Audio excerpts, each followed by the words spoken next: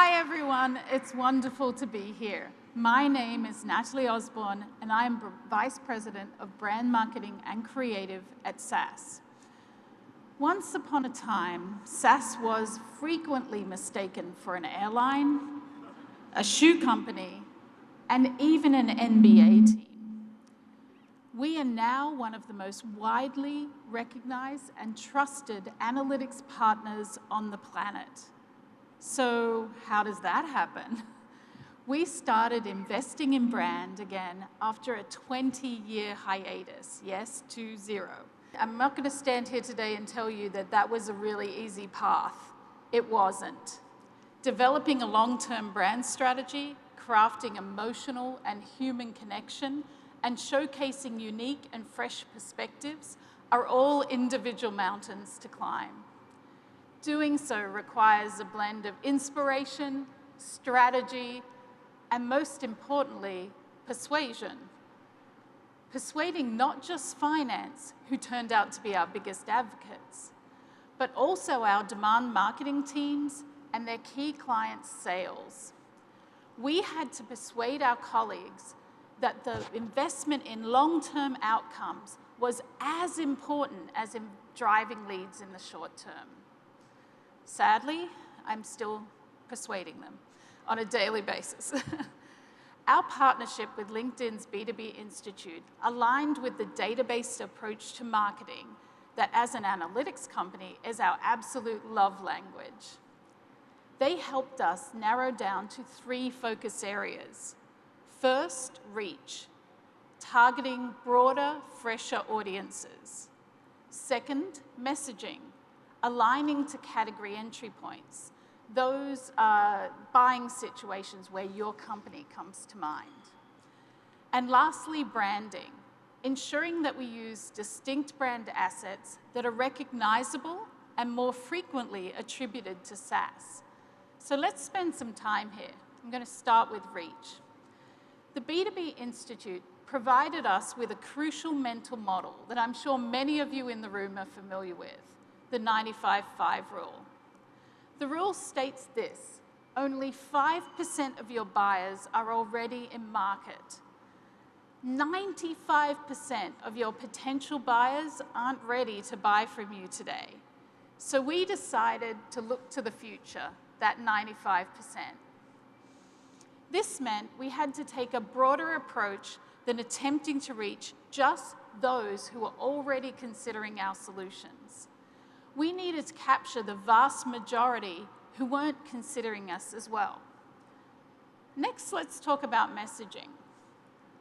After conducting research on our category entry points with B2B Institute, we realigned our messaging for our campaigns with key buying situations where SAS was coming to mind. We worked with our brand health study partner on building category entry points into our brand study so we could also identify where we had an advantage over our competitors. And we continue today to pull those high-level messaging themes from brand to demand and through to engagement. Last came branding. We looked critically at the outcomes of our distinctive brand asset testing. We saw which assets were sticky and attributable to SAS, and then we built a new design system around those assets. We coupled that with data from our brand study that showed that those aware of SAS Via considered us as innovative at much higher levels than those that were just aware of SAS. I know you're excited to see how we brought that to life, right? So let's take a look at how we brought it to life in our latest campaign. Ooh. Been an email. Hey. I should bring that up the next one. Just real quick. Hi. How would you find the answer in all this data? I would use SAS Via. SAS Via. Cool. Ben's drowning in data again. No, I'm not. I'm a super strong swimmer. Yeah. Okay. Oh, here we go. I need a little help. It's okay. Yeah, no, I need to move desks. The quickest way from a billion points of data to a point of view. SAS Via. Who hasn't identified with that guy? I mean, that's me on a daily basis, overwhelmed by data, right? So what were the results? It was a campaign that didn't just talk at our audience, but spoke to them.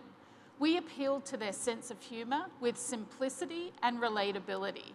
This wasn't merely about us showcasing SaaSvia's capabilities.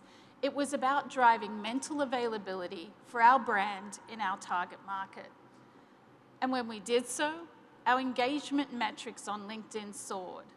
After being exposed to one of our brand ads, our audience were 130% more likely to respond to a recruiter request.